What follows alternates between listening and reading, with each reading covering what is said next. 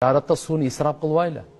Риваятта келет, дараттын сусы кыямат күнү сиздин таразаңызга тартылат. Салмагына кошулат кадимкидей. Кудай сактасын, исрап кылган болсок, күнөө жактагы таразага тартылат. Бунусу дагы бар. Аллаху акбар. Дарат бу касиет.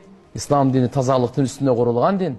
Динибиз дараттан, гусулдан башталып атат. Азыр мисалы шам намазыга окудуңуздар. Дараттын үстүнө дагы бир дарат алдыңыз, куптан намазыга 10 сооп болот. Нурдун үстүнө. Бирок алымдар айткан мындай, азыр дарат алып, 5 мүнөт отуруп алып, кайра дарат алып, дарат ала берсем, сооп эмес, күнөө жазылат эми.